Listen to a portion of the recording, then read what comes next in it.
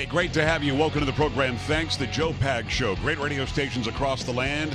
Newsmax TV, joepags.com, iHeartRadio. Glad to have you along for the ride on a Thursday. I'm feeling all right.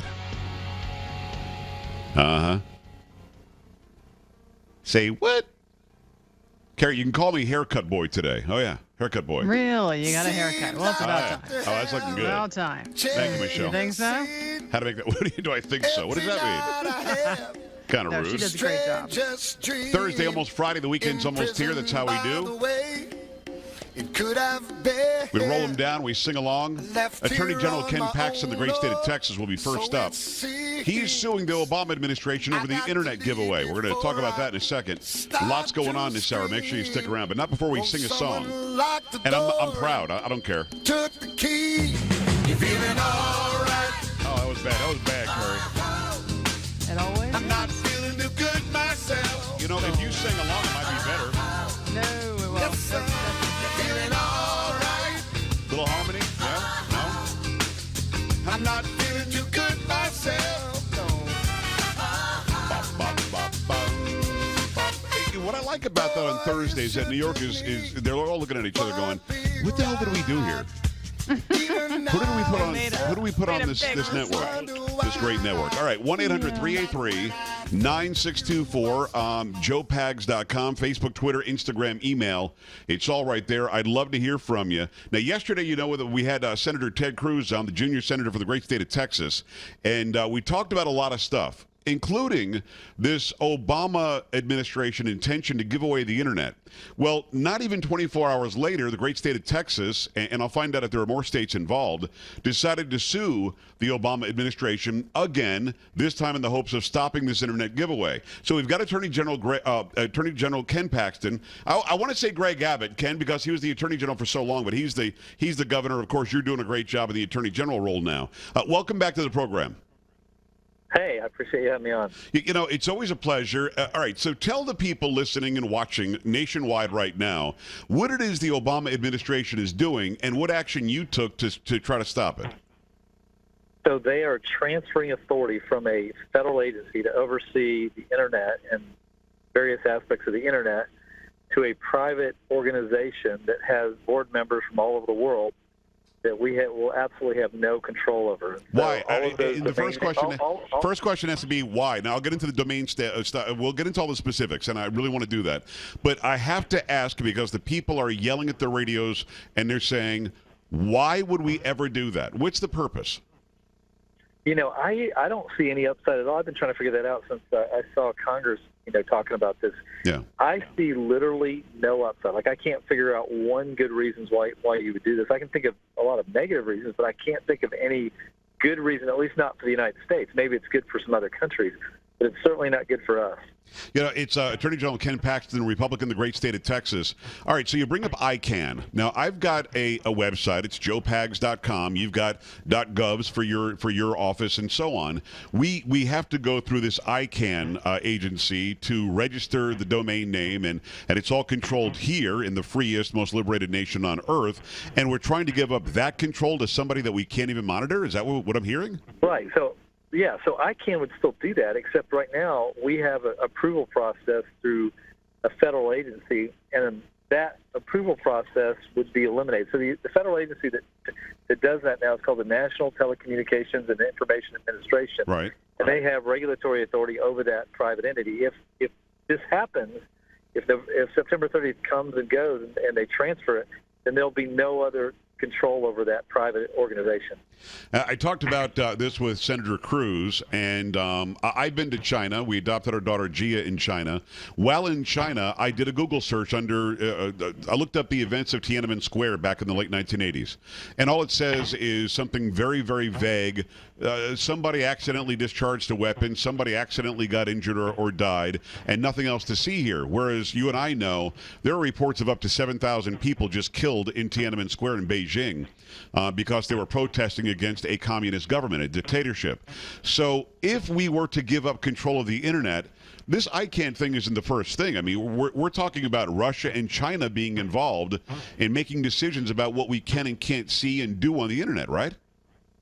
Yeah, absolutely, and you know that'll end up happening. There'll be all kinds of speech censorship, and that's one of the arguments in our filing is that we are ceding over our free speech rights to a private entity that can operate any way it wants to, and can decide what they want on there and what they don't want on there. So we think it'll fundamentally transform the free speech of the internet. It's Attorney General Ken Paxton, the great state of Texas. What's even scarier is we invented it. We started it. The internet was something, I believe, 1968 was when it was first thought up and started to be. It was an underground way to store information, share information that eventually went to the public, and then we really, in earnest, probably in the 90s, started using it. And now today, it's a part of our everything that we do in life. I don't understand why we would ever, and I know I keep asking why, and I know that there probably isn't a good answer, but I'll throw this at you, Ken. See what you think.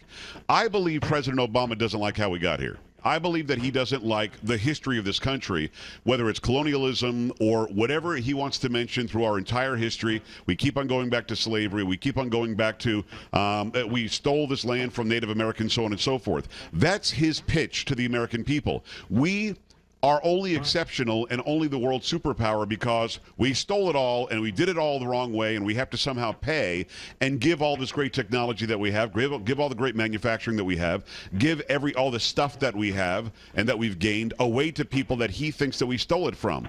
I mean, I know that that's getting into the weeds, and maybe you don't even want to comment on that, but do you think that any of that goes into play here, why we would give away something that we came up with? Well, that could definitely be the reason that you have to ask the fundamental question: what benefit does the United States have of giving this away? And as I said earlier, there's none. The second part of this is that we don't think that this administration or this little agency has the authority to give away basically government property. That constitutionally, only Congress can make this grant or this giveaway of what is basically the property of the United States. And so, I don't know what his reason is, but again, if his interest is for the United States, yeah. There is no interest in the United States giving this away. There's nothing good. There's no upside. There's no benefit. All right, so are you looking for an injunction before, the 30th is what, tomorrow? So are you looking for an injunction? Can a judge say, hey, hold on, you can't make this happen on the 30th until the due process is done? Because this is what Obama does. He tries to sneak around and do an end around and say, well, through executive authority, all this, that, and the other. And if the Congress doesn't have the wherewithal, and it's starting to look like they might not, to stop him, can states step in and say, at least let's put an injunction on this and find out the legality of what he's trying to do? Yeah, and that's what we're trying to do. We're asking for a temporary restraining order, which is, takes less of a requirement than a preliminary injunction. Okay. If we're successful on that today, which is we're having conference calls today with a judge.